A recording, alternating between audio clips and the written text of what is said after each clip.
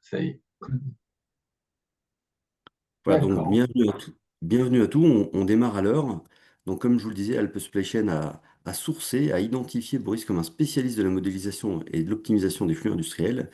Donc, nous avons prévu ce webinaire depuis une longue date et nous sommes ravis d'avoir un si grand nombre de participants et de vous partager cette expertise qui est un peu particulière et dont les professionnels de la supply chain, de l'industrie peuvent s'emparer pour améliorer la gestion de leurs flux industriels, anticiper un tas de choses qui arrivent sur le monde de l'entreprise et utiliser des outils pour faire ça, puisque dans ce cadre-là, nous allons nous intéresser à un outil en particulier qui est plutôt bien maîtrisé par Boris et il a une foule de choses à nous dire. Donc, les règles du jeu, elles sont simples. Pendant la présentation, vous coupez vos micros, vous pouvez laisser vos caméras allumées. Et puis, de mon côté, bah, je fais le modérateur grâce aux commentaires que vous pouvez retrouver avec le petit bouton commentaire. Et puis, j'essaie d'interrompre Boris au bon moment. Et puis, si c'est opportun, bah, je vais vous laisser la parole pour poser votre question, parce que parfois, je ne comprends pas toujours les questions. Et 10 minutes, un quart d'heure avant la présentation, avant la fin de la présentation, vous pourrez poser des questions plus ouvertes à Boris, qui se fera un plaisir de vous y répondre. Donc ça va durer une heure à peu près. On quittera à midi pile pour vous laisser à vos obligations. Et puis maintenant que j'ai fait un peu le modérateur, bah, je laisse Boris démarrer sa présentation et nous partager son expertise. D'accord. Eh bien, merci Jean-Baptiste pour cette introduction. Merci beaucoup. Bonjour à toutes et à tous. Donc, on va parler effectivement simulation des flux et modéliser et optimiser vos flux industriels. En fait, je pense que c'est un peu notre quotidien à tous, hein, les flux. Et l'idée là, c'est d'aller vers une aide, hein, aux industriels, donc vous aider à faire surtout les bons choix parce que on a beaucoup de sollicitations, beaucoup de problématiques à, à résoudre au quotidien pour atteindre des objectifs de la performance. Alors, je suis donc Boris Vidal. Vous avez ici mes coordonnées. Donc, je suis directeur de Hopeflow, qui est une société qui a déjà 10 ans, et oui, en fait, les 10 ans de conseil en simulation justement de flux industriels. Mais j'ai également la casquette de chef de projet, enseignant-chercheur à l'ICAM de Vannes, qui est une école d'ingénieurs, et je suis notamment au service aux entreprises. Donc voilà, servir les entreprises, c'est un peu mon quotidien. Donc, merci à Alpe Supply. Si vous voulez voir un peu de simulation, une première, là, vous avez par exemple un exemple de simulation qui arrive. Donc, merci à Alpe Supply Chain, effectivement, pour accueillir cette présentation. Alors, je suis, moi, originaire de Fouesnant, donc par rapport au Mont Blanc, justement, on va être à 860 km du Mont Blanc. Et parce que vous allez souvent me demander, enfin, sans ça, vous allez me demander tout de suite quel outil j'utilise. Donc, je préfère en parler tout de suite, hein, sans faire de pub. C'est un peu comme si je disais que j'utilise Excel. C'est Flexim, hein. C'est un logiciel qui aujourd'hui fait partie de la suite Autodesk. Donc, c'est un modèle de simulation, vous en avez un ici, je vais vous le présenter rapidement. Donc, vous avez souvent une partie 3D, d'accord, et une partie aussi, une partie indicateur KPI, qui permet de voir un petit peu comment tout évolue, et un endroit où on va pouvoir changer un peu certains paramètres. Par exemple, là, ici, vous avez des robots Delta sur une chaîne d'emballage de cookies, hein, ça va être des petits gâteaux, ça va donner faim, je suis désolé. En fait, on va choisir comme ça, en fonction justement des cadences d'arrivée des produits, quelle quantité de robots, le nombre de robots qu'il faut prendre en compte, et on va pouvoir visualiser leur saturation, etc. De façon à faire le bon choix, hein. Quand on connaît le prix de ces petits joujoux, autant ne pas, ne pas surdimensionner l'investissement. Donc voilà un exemple concret. Je vais essayer d'aller vite parce qu'on n'a pas beaucoup de temps, mais n'hésitez pas à m'arrêter si vous voulez un peu plus de détails. Alors, le parcours industriel, je crois que c'est important avant de geeker, on va dire, avec des logiciels. C'est un petit peu user les chaussures de sécurité. Alors, je les ai usées chez Sécurité Saint-Gobain. C'était en Espagne. Je les ai usées aussi chez Terreal. Donc là, c'était de la terre cuite à Roumazières pour fabrication de tuiles. Et également dans le nautisme, j'ai essayé de varier pas mal, hein, en termes de parcours, la fabrication de voiliers de courte croisière. et un peu de menuiserie aluminium. Donc, je pense que certaines industries parleront à certains d'entre vous. Ce que j'ai pu remarquer, bah, comme vous, hein, à votre quotidien, c'est qu'en fait, euh, on a des, on va dire des terrains de jeu assez fantastiques, hein, qui s'offrent à nous. Et le moindre petit point d'indicateur, hein, par exemple dans les pare-brises, 1% de TRS, ben, c'était tout de suite 165 000 euros par an, alors que c'est rien, c'est des fois un petit réglage ou ce genre de choses. 1% de TRS, pareil, dans la Terre-Kit, on était à 300 000 euros. 2% sur du tactile, c'était 150 000 euros par an, etc., etc. Et en fait, tout ça m'a amené à m'interroger. Déjà, à l'époque, je commençais à faire la simulation. C'était un peu de PowerPoint, hein, mais à essayer de voir un petit peu les flux, comment tout ça, ça passait, et, euh, et voir où étaient les gains, les goulots d'étranglement. Mais je n'avais pas encore l'outil de simulation sous la main. Et ça a été un peu une révélation que je vais essayer de vous partager aujourd'hui. Donc, alors, le plan de la présentation, on va essayer pas d'aller vite, mais quand même de vous passer des messages. Donc, on va faire une introduction à la simulation des flux logistiques. Jean-Baptiste avait bien assisté et il a raison. Pour que je rappelle un petit peu certains points, je pose mes bases en fait. Hein. Ce que j'ai compris, c'est peut-être pas, j'ai pas tout compris évidemment, et après, je vais par contre insister sur la nécessité d'une méthodologie qui n'existe pas, hein, pour la simulation de flux. Pas encore, mais on va essayer moi, je vais essayer de la pousser. Hein, c'est un peu mon objectif.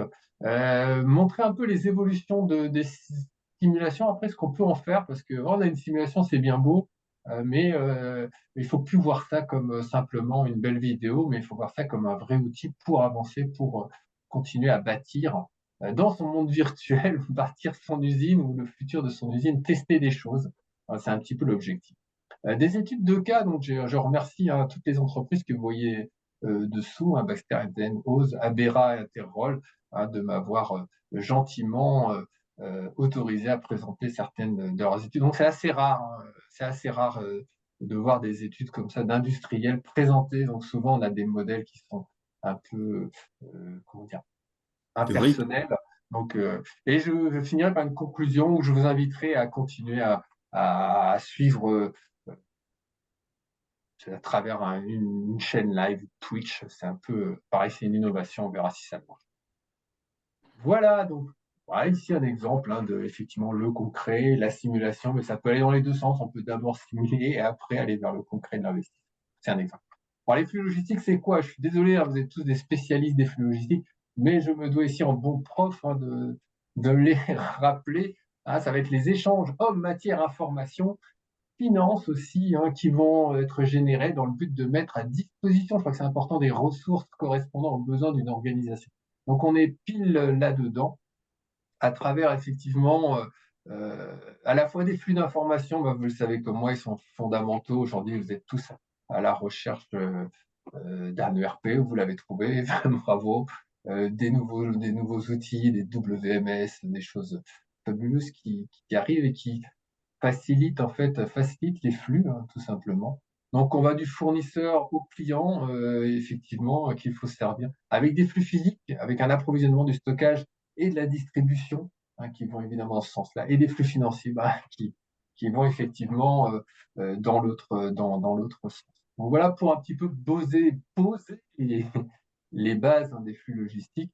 Alors, la simulation des flux logistiques, alors c'est avant tout pour résoudre des problèmes, hein, des problématiques qui sont liées à ces flux, hein.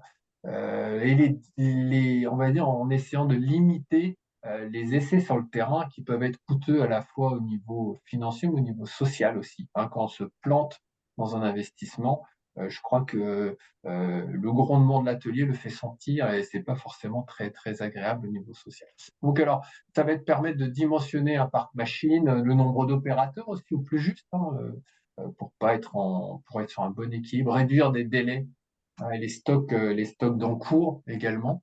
Donc ça va être important pour tout ce qui est lead time et être en juste à temps au niveau de ses clients. Limiter les ruptures de stock également, hein, ça va permettre de les limiter. Elles seront toujours là, évidemment. Donc, vous savez comme moi, on n'est pas, euh, on n'est pas dans un monde parfait. Étudier des alternatives pour de nouveaux équipements, et ça, c'est un peu le quotidien. je veux rajouter une machine entièrement automatique. Comment ça va impacter ma cellule qui aujourd'hui est complètement manuelle? Comment je vais faire convoler tout ça? Quels sont les niveaux de formation que dois avoir? L'impact des changements de série également, on va être dessus. Et optimiser les manutentions et les transports, gagner des. Je vous montrerai des exemples, c'est assez sympa quand même de voir ce qu'on arrive à extraire et à valider par la suite. Alors pourquoi faire de la simulation logique? Il y a des démarches classiques, vous les connaissez, enfin vous les pratiquez au quotidien et vous avez bien, bien raison. Hein, vous avez par exemple une problématique de stock, vous allez vous retourner vers souvent soit vous relevez vos manches et puis c'est pour vous, hein, soit c'est les services méthodes, les cabinets de conseil qui vont effectivement étudier étudier la problématique hein, que vous avez de manière bon j'ai mis une des sommes qui sont assez, on va dire, représentative, hein, euh, de manière à proposer des solutions, voilà, vers quoi on peut aller, avec beaucoup d'allers-retours. Donc là, ça veut dire du temps, des allers-retours, ouais, c'est bien, c'est pas bien, c'est bien, c'est itératif, mais au moins tout le monde s'implique. La solution proposée, ben, elle est mise en œuvre, d'accord. Par contre, il y a effectivement souvent des reprises qui là sont très très coûteuses quand la mise en œuvre est pas parfaite et elle est jamais parfaite. Donc il faut reprendre un convoyeur. On a oublié de mettre un poste de travail. Finalement, la gamme produit a changé. Il faut qu'on rajoute euh, des éléments pour pouvoir prendre ce type de palette, etc., etc. Donc tout ça fait que ça peut être assez cher. Donc on dimensionne classiquement, vous êtes tous, et moi aussi, hein, j'utilise encore évidemment, des tableaux Excel ou des cartographies statiques telles que l'on voit ici. Et c'est bien, hein, les Le VSM, VSM. tout ça, c'est vraiment des choses qui sont importantes. Euh, et par contre, pourquoi pas aller vers des outils de simulation 3D, hein, se faire les dents, essayer, hein, c'est pas forcément une aventure sans fin. Hein. Ça va permettre de travailler tout au long du processus, en fait, avec un jumeau numérique ou une maquette virtuelle, comme vous pouvez l'appeler, hein, de la future installation. Et en fait, vos idées en niveau de manager vont être intéressantes à tester, à valider. On peut se planter, hein. Enfin, on s'est tous plantés dans certains fois. On peut avoir de bonnes surprises, hein, de façon à faire avoir des gains en termes de délai surtout et de coûts. Hein. C'est un petit peu le but. Et puis, il faut imaginer que cette simulation 3D, hein, c'est bien. Enfin, la 3D, c'est pas du gadget parce que ça permet à tout le monde de se mettre en représentation. Vous avez une analogie avec la conception, avec la CAO 3D. Hein. Aujourd'hui, avant, on était sur du 2D, du plan qui est toujours utilisé d'ailleurs. Et puis, personne voulait voir un peu la 3D, on se demandait à quoi ça allait servir. Aujourd'hui, ça devient incontournable. Mais on est un peu pareil sur la simulation. Dans cette simulation, il y a des logiciels, tout ça, on a vite fait de faire quelque chose, on est content de construire. Mais par contre, si on veut que ce soit quelque chose de vraiment utile, ça devient quelque chose qui doit absolument s'appuyer sur une solide méthodologie hein, que je vous propose de présenter. Enfin, moi, c'est celle que j'utilise. Il y en a peut-être d'autres et moi, je suis très ouvert justement à savoir s'il y en a d'autres qui travaillent différemment pour, euh, pour arriver, euh, pour arriver à leur fin. Alors, la première étape, j'ai décidé de vous la présenter en 5 étapes. Hein, d'accord. Ça va être choix des variables d'entrée et de sortie. Donc là, ça veut pas dire que je suis tout seul, moi, à faire ça. Ça veut dire que je fais ça évidemment avec le client, avec vous, par exemple, ou vous pourrez le faire, vous, avec vos équipes, où on va effectivement utiliser une tortue de Crosby pour voir par rapport à la simulation de flux, qu'est-ce qu'on va mettre en variable d'entrée et qu'est-ce qu'on va voir en sortie. C'est tout bête, mais en fait, on va en faire quoi de ce truc-là? C'est pas le tout d'avoir une belle 3D, mais il faut quand même que ça soit un petit peu utile. Donc, on va mettre le curseur au bon endroit avec en intégrant justement données d'entrée, les moyens matériels, ben, les AGV, les robots, les transtockeurs, convoyeurs, camions. On va pouvoir tout intégrer. Hein.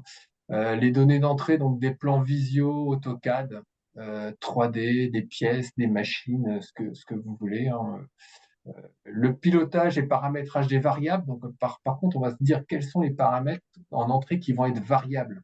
Par exemple, on peut injecter carrément le plan directeur de production, un planning opérateur. On peut injecter beaucoup de choses dans le modèle. Il y a des choses qui vont rester complètement fixes. Je ne sais pas, certains éléments, un nombre d'opérateurs, ce genre de choses. Donc, on va pouvoir entrer, effectivement, on peut aller dans des niveaux de finesse qui sont très importants. Nombre de machines, temps de cycle, les taux de panne, intégrer des entretiens programmés, toutes ces choses-là, c'est pas simple, enfin, c'est assez simple aussi à intégrer, quoi. Mais il faut le prévoir, en tout cas en amont.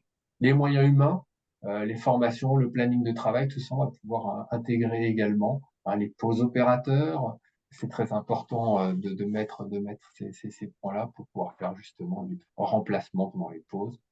Les règles de travail, ça va être aussi des éléments qu'on va. Vous voyez, ça ressemble un petit peu à ce qu'on va injecter dans un ERP, beaucoup de choses qu'on va récupérer en fait, que vous avez déjà. On n'est pas obligé d'aller autant dans le détail hein, pour commencer, mais bon, c'est important d'aller chercher de la data quand même. Donc les nomenclatures produits, les gammes de fabrication, l'ordonnancement des OF, etc. Et après, en sortie, c'est effectivement ce qu'on va avoir, des taux d'occupation machine et opérateur, des temps de cycle. On va pouvoir même sortir du ROI en fonction des paramètres que vous avez. Ici, vous allez pouvoir changer des éléments. Et en sortie, on va voir directement le ROI qui va apparaître. Hein. C'est pas de la science-fiction. Il faut vraiment aller vers ça. Il faut être très pragmatique hein, dans ce qu'on veut en donner de sortie. Bon, j'espère que pour l'instant, c'est assez clair. Euh, L'étape 2, donc une fois qu'on a bien cadré, on va dire le projet, bah là, là c'est la période où on récupère les données. Et là, c'est intéressant parce que c'est là qu'on va rencontrer un peu tous les acteurs, qu'on va leur expliquer ce qu'on va faire. Et donc, on va récupérer effectivement les données que vous avez, les plans 2D, ça c'est la première étape, les nomenclatures, des gammes de fabrication, des plannings opérateurs. Ça permet de savoir un peu comment ça se passe hein, sur le terrain et de faire un peu aussi du conseil hein, sur ah bah tiens vous avez pas de vous pourriez mettre en place un système Kanban ici pourquoi pas le simuler pour vous montrer ce que ça donnerait etc. Donc les ventes l'état initial des stocks etc. C'est des choses qu'on va aller recueillir donc là vous voyez exemple de types de produits les nomenclatures les machines les flux les données d'entrée euh, les données techniques on va pas se gêner pour intégrer tout ça. Et puis après, l'étape 3, c'est là où, on va dire, on a le premier sourire hein, qui apparaît enfin, c'est pas le premier, j'espère, mais en tout cas, on a une partie qui est assez positive, parce qu'on commence à montrer effectivement, ça bouge un peu de simulation. Et là, on va travailler de manière itérative. C'est-à-dire, on va rassurer effectivement les personnes impliquées dans le projet de simulation assez rapidement en leur montrant des éléments qui leur parlent, hein, des convoyeurs, des postes, des indicateurs qui vont commencer à pointer, et on va faire des itérations autour de ça de façon à avoir leur regard critique. Ah bah non, mais nous, on aimerait bien avoir le plan au sol, et puis, et en fait, on demande, parce qu'il faut en termes de simulation, c'est pas s'imaginer, quand je vous ai parlé on peut pas tout savoir à l'avance de ce qu'on va vouloir représenter. Il faut avoir une bonne idée, mais il faut pas hésiter à rajouter des petites variantes pour satisfaire un petit peu le besoin qui se crée aussi pendant la construction. Donc là, j'ai mis V1, V7. Alors vous me direz, ah bah ça ressemble énormément. Mais en fait, on va dire, si on soulève le capot de cette partie-là, euh, c'est c'est complètement différent. On a effectivement de l'intégration. Enfin, là, c'est carrément, je vous le présenterai tout à l'heure, c'est un beau bébé, hein, c'est un configurateur qui permet ce web, hein, qui permet également d'intégrer de la simulation et avoir des KPI derrière. Donc c'est assez puissant. Mais voilà, c'est ce que je vous dis sous le capot. Donc on va travailler pas mal en méthode agile hein, pour faire ces itérations. C'est-à-dire toujours on va s'appuyer sur le besoin client, enfin sur les rôles qu'on va présenter de façon à pouvoir corriger et jusqu'à effectivement la sortie qui arrive après l'étape, enfin, qui arrive en étape 5. En étape 4, donc une fois que la simulation précédente là, est bien calée, on est content, on va effectivement ressortir. Hein, là, c'est pareil, on va itérer pour tous les indicateurs, les KPI qu'on va pouvoir sortir des taux d'occupation homme-machine, des évolutions de stock, tous les éléments en fait qu'on a envie de voir évoluer euh, pour pouvoir les optimiser. Donc là, vous avez des exemples des diagrammes de Sankey, des choses qui sont assez intéressantes justement pour avoir des mouvements de stock, euh, des activités robots, des activités opérateurs, on peut tout, évidemment.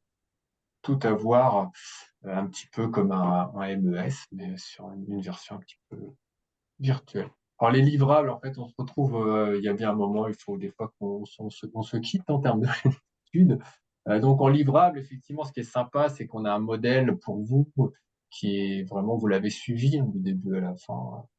Et ça permet en fait d'avoir un modèle paramétrable.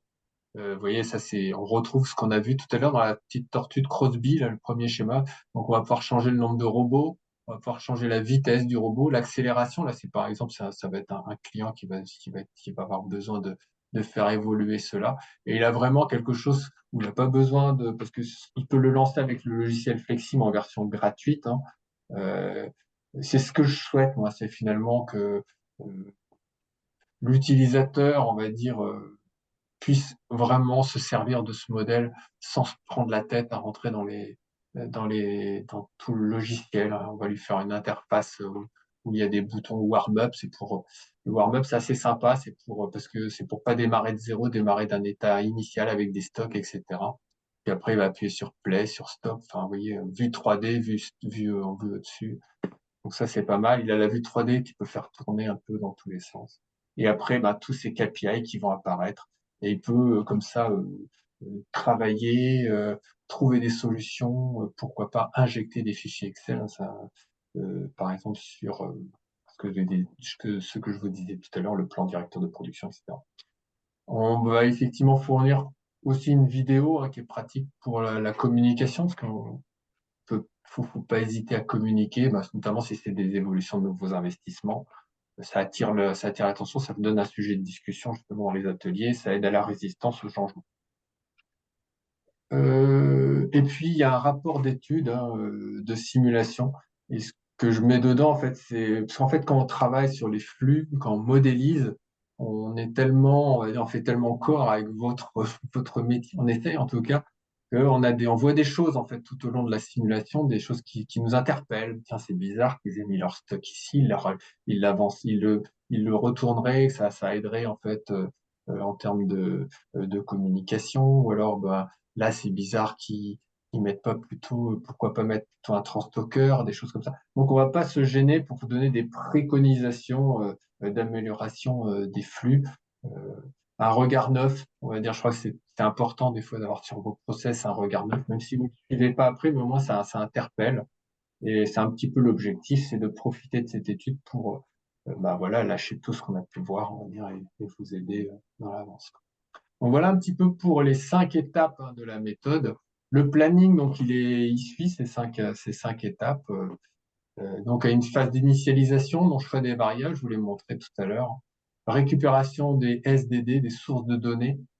Donc la phase de préparation de la simulation, je vous en ai parlé, ça c'est la phase 2, création de l'implantation de la simulation. Donc vous voyez, on va bien définir le périmètre d'action de la simulation.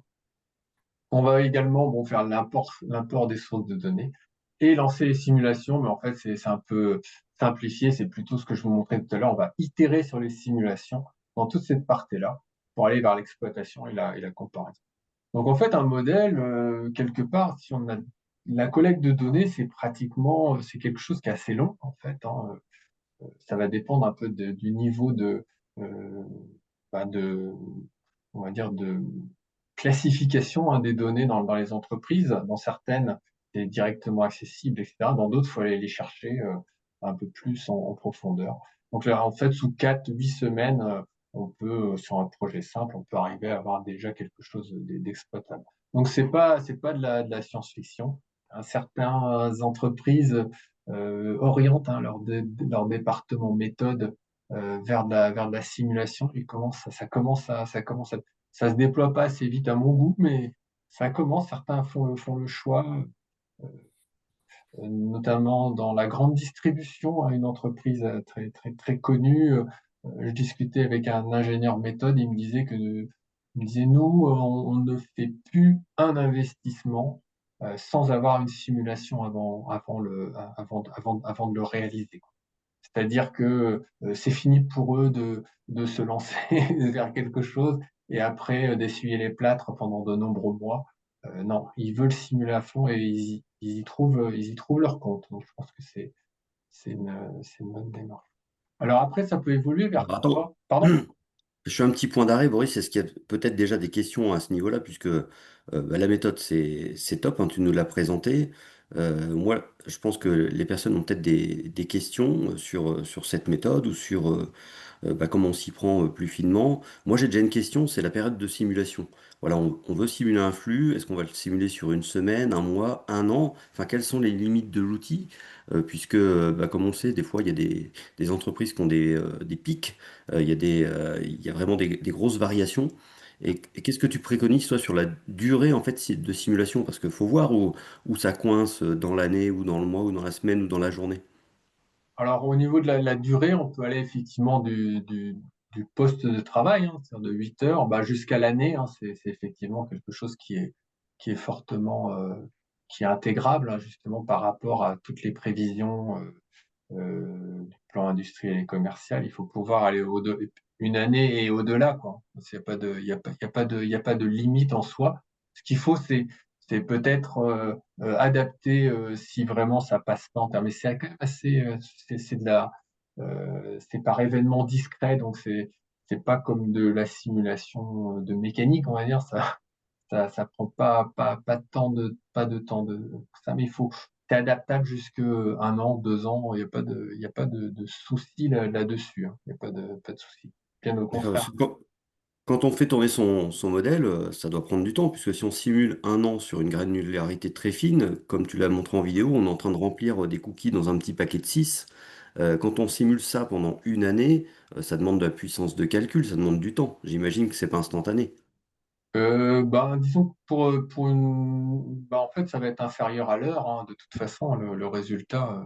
Après, c'est sûr que si tu veux, comment dire, à un point, toutes les minutes, tu veux avoir le niveau de stock, oui, ça va manger un peu plus de ressources, quoi. Mais il faut adapter, en fait, ta maille de récolte de données à la durée d'étude, quoi. Il n'y a pas de là-dessus. Non, non, D'accord. c'est vraiment une bonne surprise, on va dire, sur le temps de traitement. On arrive à aller sur descendre sous l'heure facilement, voire le quart d'heure, hein. Je vous montrerai des exemples, ça va quand même assez vite, quoi.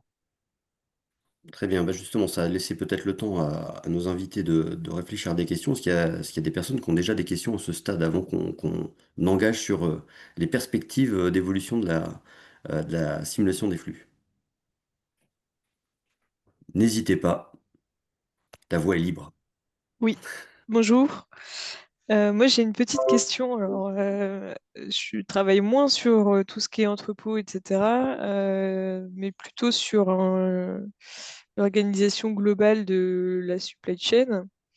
Et ce qui m'intéresse dans ces moyens de simulation, ce serait d'éprouver un peu la robustesse de la chaîne logistique qu'on est en train de mettre en place. Pour contexte, on développe plusieurs usines au niveau national qui ne sont pas encore en production et aujourd'hui on est dans la construction de notre future supply chain. On essaie d'anticiper au maximum les difficultés qu'on pourrait avoir et pour que ça se passe au mieux quand on rentrera en production. Mm. Très bien, bah Oui. effectivement, est-ce que c'est adapté à un schéma directeur, Boris? Parce que c'est bien de ça dont on parle, Axel, hein. C'est le Oui, schéma tout à directeur fait. de votre futur Alors, supply. oui, enfin, effectivement, je pense que l'outil, il faut l'adapter en termes d'échelle, hein. Là, on est sur de l'échelle supply chain, hein, à grande échelle. On va être capable, effectivement, d'intégrer ce qui s'appelle le GIS, hein.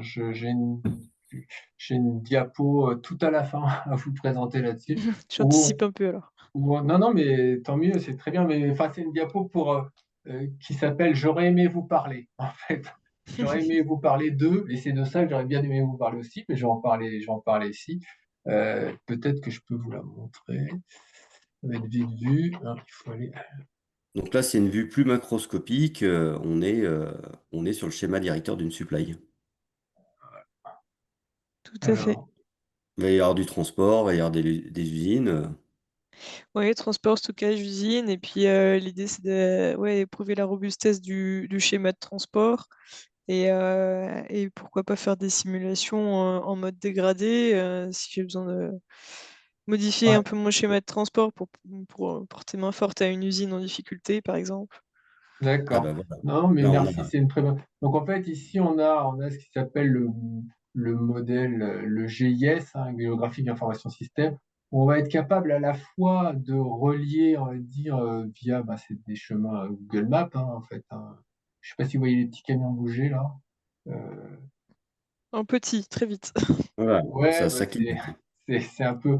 Mais l'idée, c'est de pouvoir effectivement intégrer des liens entre les différentes usines. Et ce qui est sympa, c'est que les usines elles-mêmes, en fait, on les développe en termes de simulation, on les développe à part, vous voyez, de manière un petit peu plus euh, macroscopique ou microscopique, de manière à justement intégrer leurs magasins, leurs stocks, etc. Je ne sais pas si ça Mhm. répond à votre question, mais on va être capable effectivement d'intégrer toute une chaîne logistique. Là, on voit que des camions, mais on a aussi des bateaux, on a des avions. Enfin, on est un petit peu.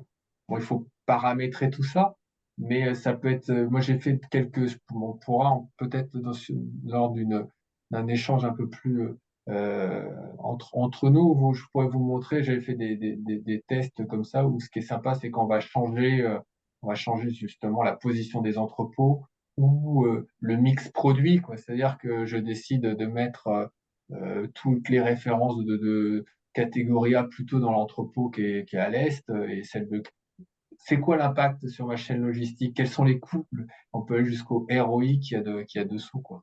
Je sais pas si je D'accord. réponds à vos questions, mais à votre question. Oui, oui, oui, tout à fait. Donc, Super. Bon, les outils on est sorti. existent. Pardon. Nous sommes sortis des flux industriels. En supply chain, ça marche aussi. Ça marche. On peut faire donc le zoom, on peut aller très loin dans le détail ou remonter encore à un niveau supérieur. Donc, Oui, parfait. je C'est trouve un ça bel outil.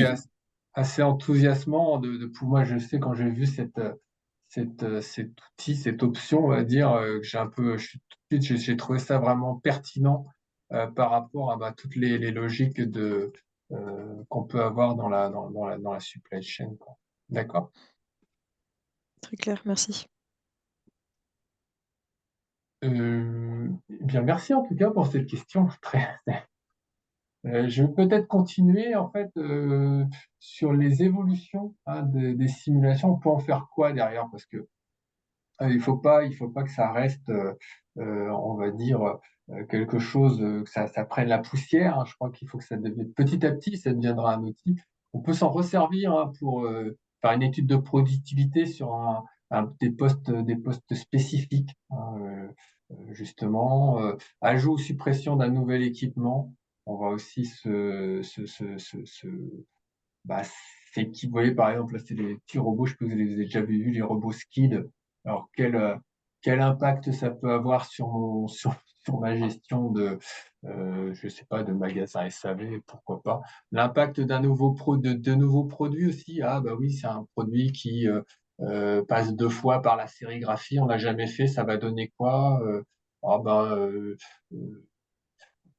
euh, on nous dit que ça va passer, ben, il faut quand même se rassurer là-dessus.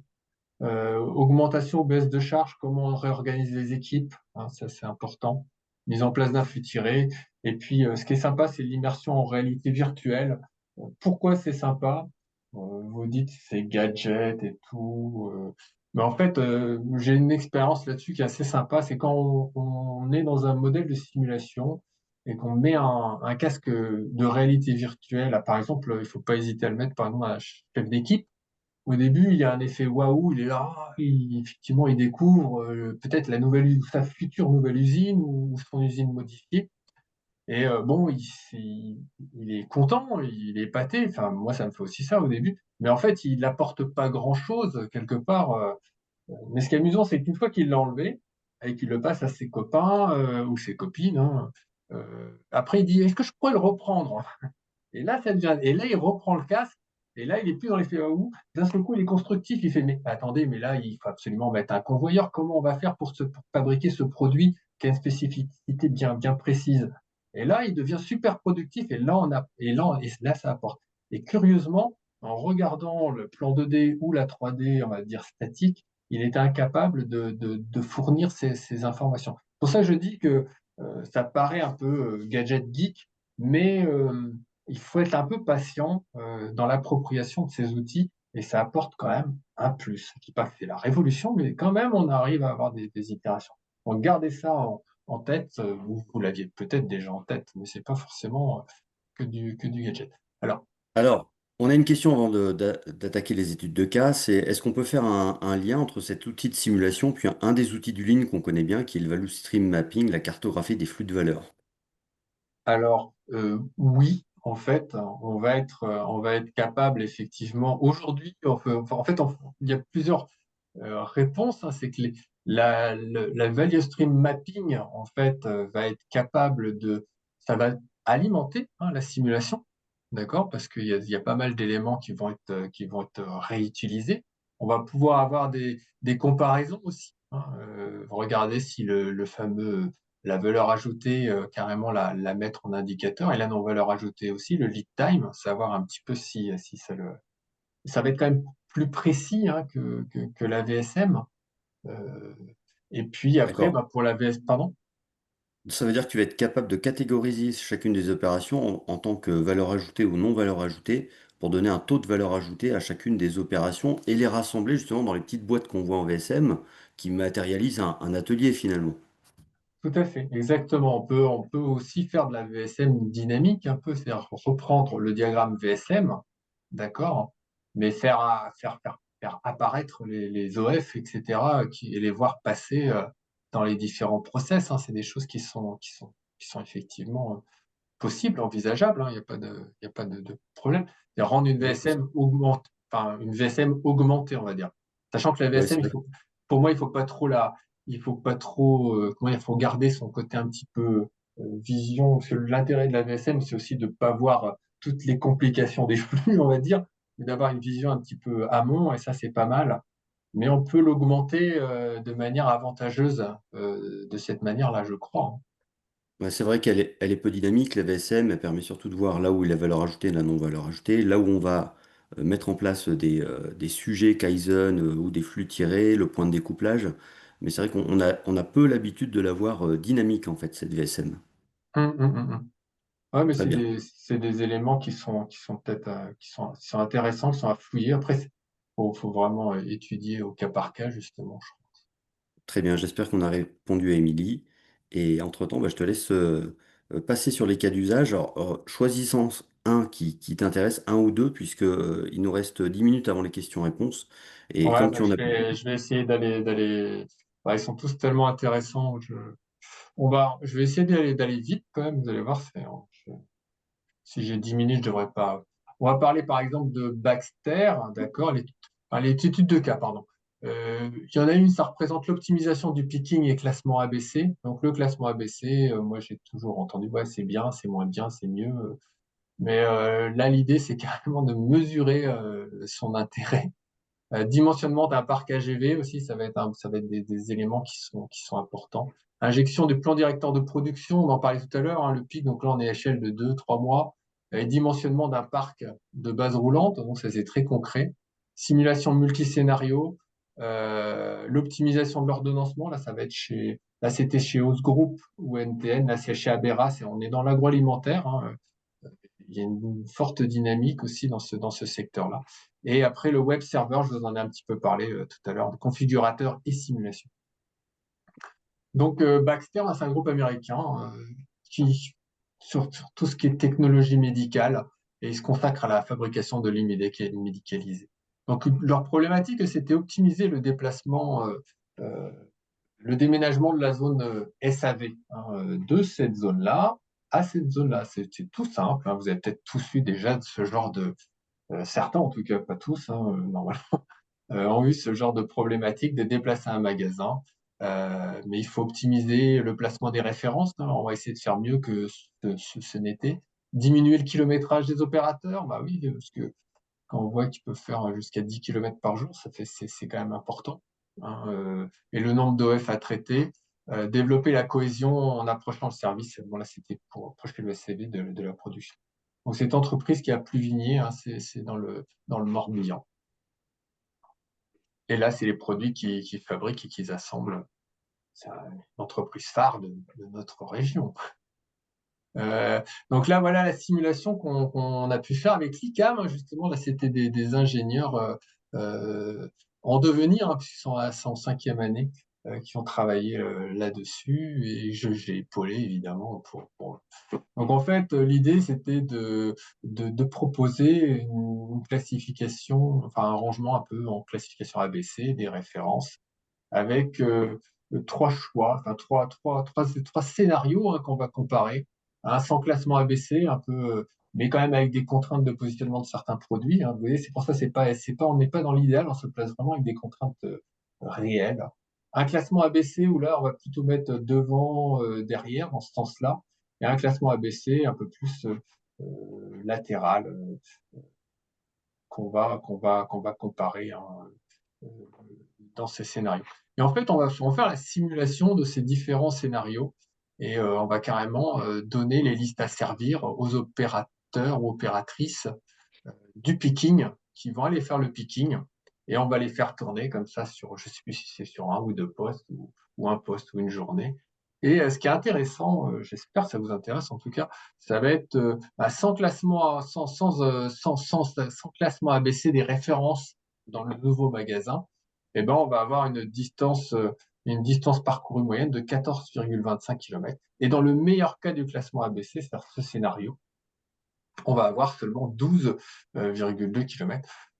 Donc c'est quand même intéressant. Et le nombre de lignes traitées, hein, le nombre de lignes dans le picking, en fait, bah là, on va monter à 98, hein, dans ce cas-là, et 83 dans l'autre cas. Donc autant vous dire que, et là, ce qui est sympa, c'est qu'on a la heat map, c'est-à-dire qu'on arrive à voir à quels endroits, en fait, les opératrices passent le plus.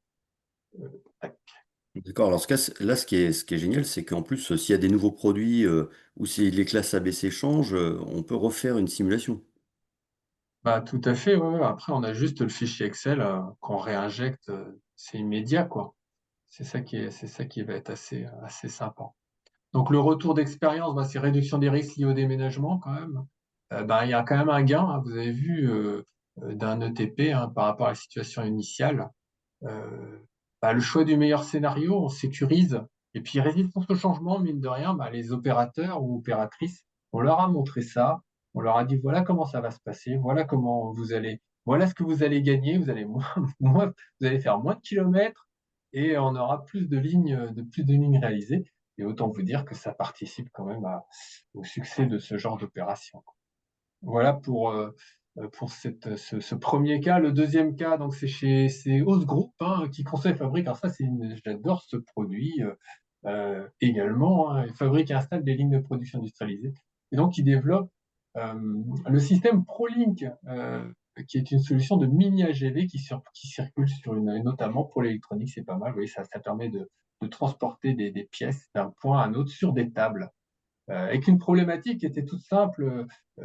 Frédéric, hein, qui me sollicitait, me disait bon, comment garantir un takt time à mon client. Là, c'est ça s'adresse au client, et maîtriser les coûts. C'est-à-dire que voilà, certains fournisseurs proposaient 11 machines, d'autres 7, d'autres 3. En fait, on est dans un monde où tout le monde dit avec assurance il faut tant de machines, mais dans la réalité, il y a beaucoup de plantage parce que c'est complexe, hein. Pas parce que les gens se font.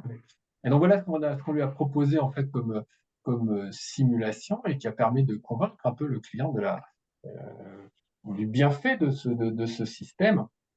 On va retrouver ici, vous voyez, le confort, on va dire, d'utilisation. On va retrouver ici le paramétrage. Donc, il va pouvoir changer le nombre de robots, les vitesses, les accélérations, les temps d'indexage. Donc là, on est sur des données très techniques. Donc, ça s'adresse au groupe OSE et le takt time, effectivement, le takt time cible qu'on va.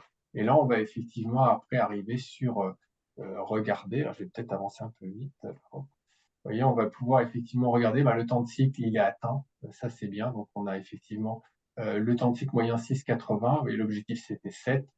Le pourcentage de charge des machines, on va dire, ça va être, pardon, c'est de l'une des machines qui est de 97, donc ça passe. Et le temps disponible pour les 13 de 9,80. Donc, on sécurise vraiment, et on a les vraies vitesses, on va dire, de Allez, nos... Boris, je me fais l'avocat du diable. C'est une belle simulation. Et est-ce qu'on peut simuler le taux de panne du fournisseur? Parce que le fabricant d'AGV, il ne doit pas garantir à 100% l'utilisation de ses produits. Parfois, ils peuvent tomber en panne. Est-ce que Alors, tu arrives à prendre en considération cette problématique? tout à fait. Alors, on l'a pas intégré dans cette simulation proprement. On l'a intégré dans une autre simulation qui arrive derrière avec des AGV. En fait, on met un taux de panne, mais le taux de panne réel, hein. C'est-à-dire qu'on ne va pas demander aux fournisseurs, on va regarder par rapport à leur expérience. Et ce qui est bien, c'est qu'après, moi, je me resserre en fait de ces taux de panne pour avoir des idées pour avancer dans d'autres projets, parce que il y a des, en fait, c'est souvent des micro-arrêts, c'est pas vraiment de la panne, en fait, c'est des micro-arrêts du style, vous voyez, parce que c'est complexe, pareil, les réseaux AGV, donc il y a des problèmes de carrefour. Ils ont prévu, enfin, en termes de technique, ils ont prévu un carrefour quand il y a deux, trois AGV qui arrivent, mais quand il y en a quatre, ah bah, ça plante, il faut redémarrer. Et donc, tout ça fait des micro-arrêts qu'on arrive à intégrer sous forme de loi statistique. Vous voyez ce que je veux dire? C'est pas juste un pourcentage, ça s'arrête. On va vraiment C'est identifier aléatoire. Ça arrive de par- manière aléatoire. Il y a plusieurs modèles statistiques pour faire ça. tout à fait. On vient fitter, en fait, on vient récupérer le modèle statistique qui va bien, hein. C'est ça qui est sympa. Donc, le retour c'est bon, Jean-Baptiste, tu C'est bon, je voulais. pense que c'est OK. Je pense que tu as encore le temps pour une étude de cas avant qu'on passe aux questions-réponses. Si tu peux la faire en flash, c'est top. D'accord. Donc là, on a une atteinte de takt time, dimensionnement du parc AGV, aide à la décision. Alors, je vais vous parler, j'aurais aimé vous parler, ou je vous parlerai, en fait, je vous donnerai rendez-vous de ce pro, de ces, enfin, je suis tellement enthousiaste de ces choses-là. Euh, donc ça, c'est justement le modèle dont je vous parlais, où on parlait de. Je vais en faire deux, et Jean-Baptiste, tu m'en laisses deux. Celui-ci, il est sympa parce qu'il va vraiment parler à notre auditoire. Donc là, tous sont sympas, mais celui-ci, donc c'est Abera. Et j'aime bien parler aussi de l'agroalimentaire parce que c'est quand même un secteur qui est très, très, très présent, hein, sur notre territoire français et puis breton aussi, hein. Et donc, Abera, donc c'est effectivement, ils sont spécialisés dans la transformation et conservation de viande de porc avec un site à Saint-Brice en Cogle, hein, c'est en Ille-et-Vilaine, et qu'une problématique était très intéressante parce que c'était besoin d'ordonnancer les formats d'emballage, donc c'est d'emballage de pièces de viande, afin d'atteindre un objectif de production avec intégration des contraintes sanitaires, parce que dans l'agro, c'est assez complexe, on peut pas emballer les produits dans n'importe quel sens, hein, il faut suivre des. Et gestion des goulots, il y avait vraiment un goulot d'étranglement lié à la palettisation. Et donc voilà ce qu'on a produit comme simulation. Donc là, il y a aussi l'ICAM, hein, qui est intervenu énormément pour la construction de ce modèle. Et ce qui est bien, c'est qu'on a utilisé un module d'optimisation.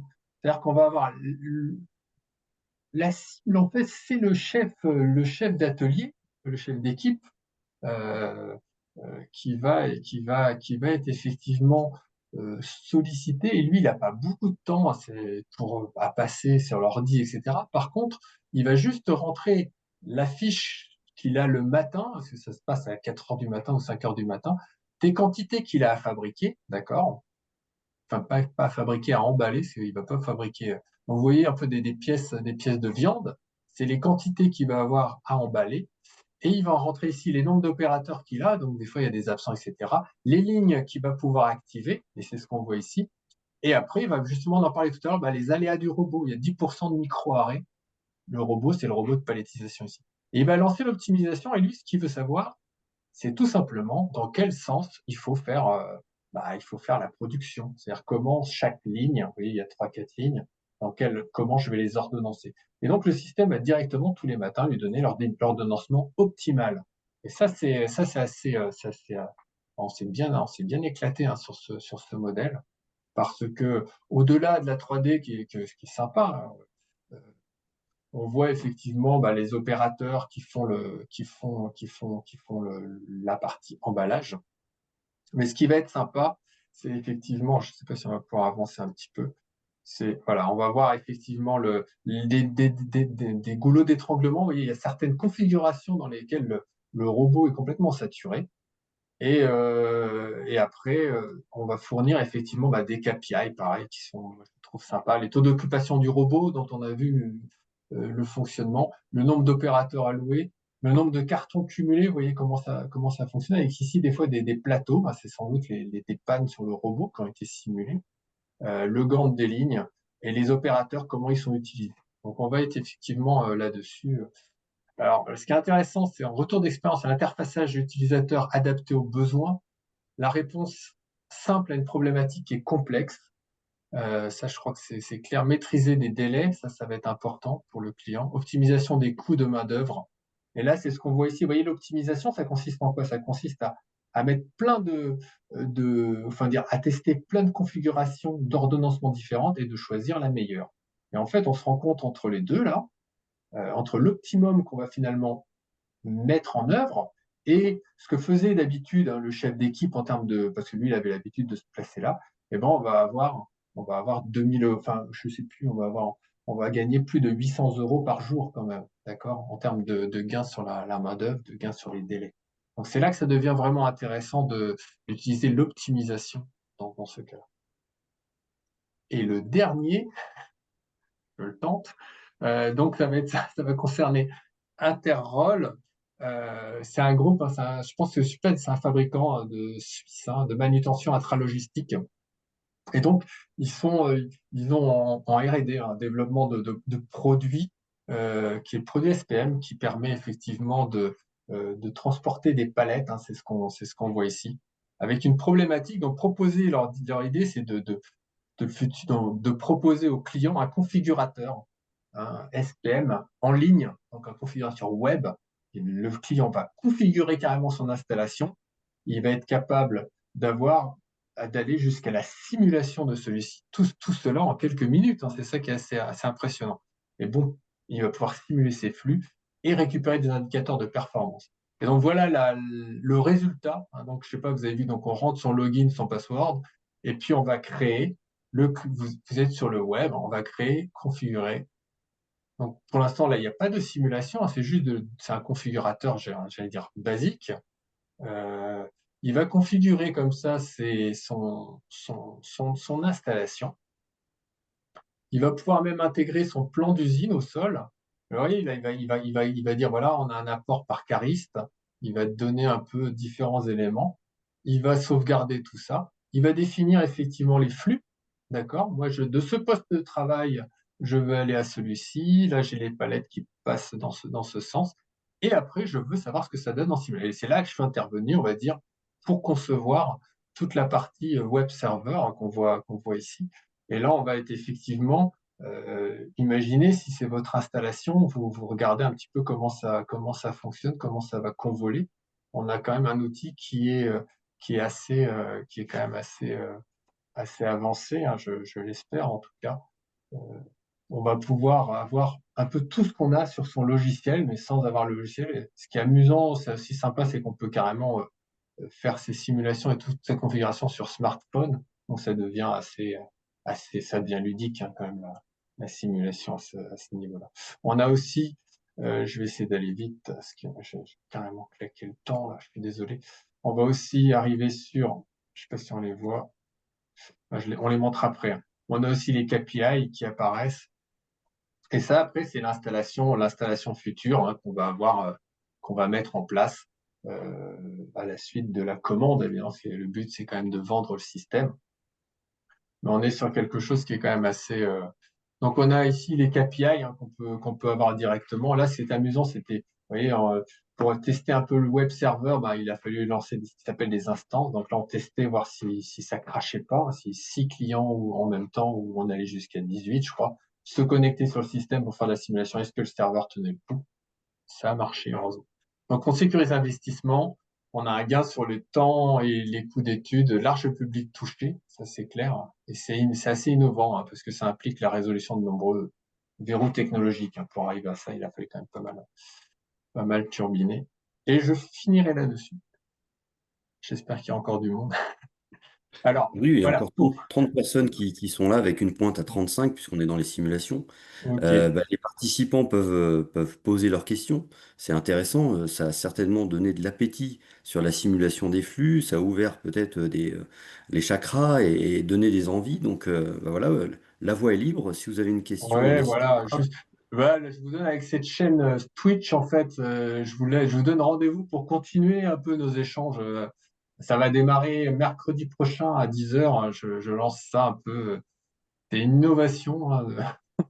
On va essayer de voir si ça marche, hein, avec des mots, un peu de formation sur Flexim pour désinhiber certains, aller un peu plus loin. Pourquoi pas après faire du benchmarking sur les logiciels. J'en ai essayé quelques-uns, donc je pourrais vous donner mon retour. Des solutions logistiques aussi pour traiter les flux d'informations. Accueil d'invités, enfin, on pourra faire des choses un peu sympas à travers ça. Voilà, je vous remercie en tout cas de votre. Et puis j'attends vos questions avec Alors, impatience. on en a une de Brigitte. Est-ce que tu as déjà fait des simulations dans les hôpitaux? Parce que le flux de Euh, patients. Hôpitaux, il y a des. J'ai fait pour un dentiste, c'était pas loin. C'était pas loin. C'était un cabinet dentaire en fait. Qui souhaitait investir en fait enfin, plusieurs dans une nouvelle installation. Et il fallait savoir un petit peu comment allait fonctionner entre la salle d'attente, le passage au scanner, etc. Donc oui, ça a été dans le domaine médical, c'est assez bien adapté. Il y a même un module spécial, hein, qui permet d'aller sur le domaine médical, qui est très très bien fourni, on va dire, qui est adapté en fait. Je pense que Brigitte va revenir vers toi rapidement. Je vous mettrai en relation. D'accord, volontiers. Est-ce qu'il y a d'autres questions de la part de notre auditoire? Des questions pratiques, des questions stratégiques. Allez-y, faites-vous plaisir. Il est là, il est pour vous. Emmanuel Bréant, moi j'ai une petite question pour Boris, puisqu'on a travaillé ensemble pour la simulation qu'il n'a pas montrée, mais c'est pas grave. Ouais, désolé, mais Moi, ce que je me rappelle de cette expérience-là, c'est que il y a quand même beaucoup d'expertise dans le paramétrage, la configuration, le développement. Est-ce que maintenant, avec des outils d'IA qui se développent, l'utilisateur peut avoir plus d'accès à cette partie-là? Parce que dans nos entreprises, c'est toujours des grands sujets. On fait appel à un consultant pour développer, puis après, on ne sait plus trop utiliser le truc, quoi.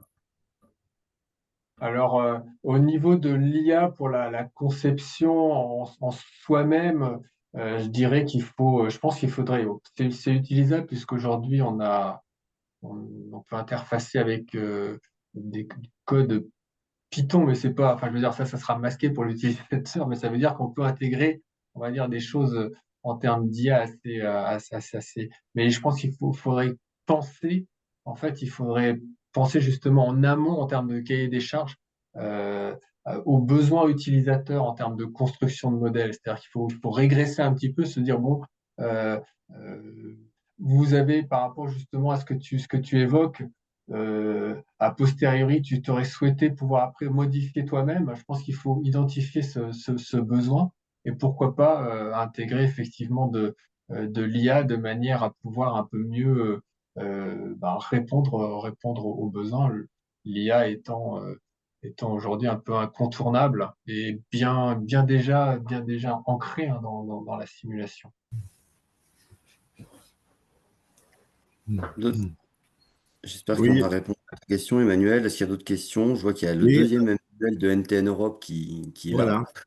J'en profite pour saluer le Emmanuel précédent. Je n'avais pas vu qu'il était présent. Est-ce que vous avez un retour d'expérience sur des projets de simulation qui sont devenus réels et le niveau de conformité de la réalité à ce que disait la simulation? Justement, c'est assez intéressant parce que si on regarde le- l'exemple d'Abera que je vous ai montré tout à l'heure, là, de l'abattoir, là, l'optimisation de l'ordonnancement. En fait, la dernière fois que j'ai vu, euh, euh, j'ai rencontré le chef d'équipe, hein, je lui ai demandé, alors, en fait, tu utilises la simulation, etc. Il me dit, ouais, ouais, de temps en temps, mais en fait, euh, on s'est rendu compte que vu qu'ils ont toujours un peu les mêmes pièces, l'ordonnancement en fait optimisé qu'on leur avait trouvé c'est toujours un petit peu le même qui mettent en œuvre, quoi. Et ça fonctionne effectivement correctement. C'est quand même assez précis, hein. C'est vrai que c'est quand même, c'est relativement précis. Donc, ils se sont appuyés sur la simulation, mais au bout d'un moment, effectivement, ils s'en détachent de manière à pouvoir avancer. Maintenant, ce qui est vrai que c'est bien, c'est que cette simulation, l'intérêt, c'est aussi de pouvoir la jouer en temps réel, c'est-à-dire qu'on la met à vitesse 1, et même pour le chef d'équipe, justement, de temps en temps, il peut regarder sur sa simulation, tiens, on est en train de fabriquer normalement, on devrait être en train d'emballer de la poitrine de porc, par exemple, et il va voir sur le terrain, si on n'est pas en train d'emballer de la poitrine de porc, il y a peut-être du retard, il y a eu un souci. Vous voyez, ça peut être utilisé de cette manière-là. C'est un exemple parmi d'autres, hein. Dans le cas précis où là on parle d'un ordonnancement en temps réel un petit peu, mais sur des simulations de flux, typiquement ce que vous nous avez montré pour l'organisation ABC d'un stock magasin, est-ce qu'effectivement les préparateurs sont passés à 12 km par jour au lieu des 14? Est-ce que Alors, le... bah, là, il faudrait qu'effectivement on aille retourner, hein, hmm, sur le terrain, mais c'est vrai que souvent, on va dire visiblement le client est content, mais on n'a pas, vous voyez, il n'y a pas l'étude derrière de vérification, parce qu'on n'est pas dans son propre périmètre, on va dire, on va pas demander une étude mais en l'occurrence, sur celle-ci, non, on n'a pas de, mis à hmm, part la satisfaction client, on n'a pas ce qu'on a fait par contre sur une étude AGV, moi ce que je fais souvent, c'est par contre, c'est valider euh, valider par exemple certains points. Par exemple, ce qu'on appelle une mission AGV. C'est une mission AGV, c'est je prends un colis à un point A et je l'amène à un point B. Et souvent, c'est assez compliqué parce qu'il y a des carrefours, etc. Et je mets, par exemple, 7 minutes pour le faire. Ce que j'aime bien, c'est effectivement récupérer quand le système existe déjà, hein, récupérer les données de temps de ces missions pour voir si la simulation est très très proche de la réalité. Et quand c'est le cas, bah, j'estime que le modèle est validé et qu'on peut rajouter des robots ou des points de prise et de relâche de manière à avancer et trouver de bonnes. D'accord? Voilà. En hmm. tout cas, merci pour Est-ce votre qu'il y a question. d'autres questions? Merci Emmanuel, comme d'habitude. De très bonnes questions. Est-ce qu'il y a d'autres questions parmi les invités?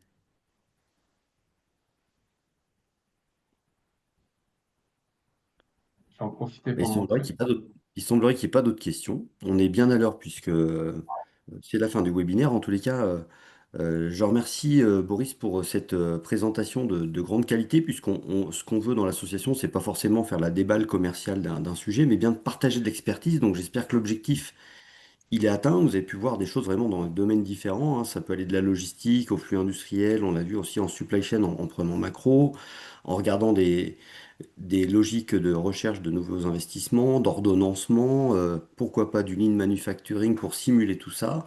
En tous les cas, c'est un sujet sur lequel bah, vous allez pouvoir continuer à creuser puisque Boris nous a proposé bah, sa nouvelle chaîne Teach qui vous permettra bah, de continuer l'aventure pour ceux qui le veulent et continuer à regarder ce qui se passe sur ce domaine-là.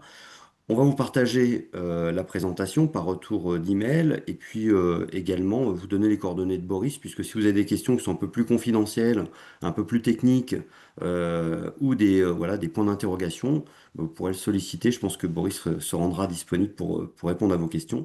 Et Volontiers, hein. puis si vous avez besoin, voilà, on réfléchit déjà avec Boris pour faire des choses un peu plus précises, pour aller dans le dur, que ce soit en logistique, en industrie, en lean manufacturing, pour se dire bah, de quoi ont besoin nos adhérents, nos invités, pour se dire, bah, tiens, moi j'aimerais bien aller plus loin là, dans ce sujet-là, est-ce qu'on peut creuser? Voilà, parce que c'est le premier webinaire que l'on réalise sur la simulation, la modélisation et la simulation des flux, et je pense que ce n'est pas le dernier. Et on pense même, on réfléchit, pourquoi pas, à de la formation. Puisque quand on a un expert, c'est souvent assez utile pour pouvoir accélérer l'intégration de ses compétences en interne et pas se reposer que sur un consultant.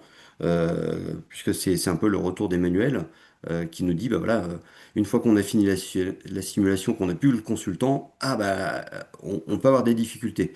Donc ça peut être une compétence qu'on peut avoir en interne, en tout cas pas peut-être au niveau de Boris, mais qui permet quand même après de continuer à jouer avec l'outil pour poursuivre l'aventure de la simulation 3D au sein de l'entreprise. Donc je vous remercie à tous. Je remercie vraiment Boris pour l'excellent travail qu'il a fait. On n'a pas vu tout ce qu'il a proposé, mais on aura l'occasion de Ah le ouais, revoir parmi nous. j'avais prévu plus, mais bon, Là, j'ai été obligé de t'arrêter. t'as bien C'était fait, normal t'as bien puisque fait. Ouais. nos participants vont aller déjeuner. Voilà, ils ont d'autres choses à faire. Bah, je Ce sais bien. webinaire va être en replay. S'il y a des choses que vous voulez revoir, bah, vous pourrez le regarder sur notre chaîne YouTube. Et puis, bah, je vous dis à bientôt alors. Eh ben, à bientôt. À Merci à bientôt. toutes et à tous, hein. Au revoir. Au revoir. Merci Boris, au revoir. Merci, au revoir.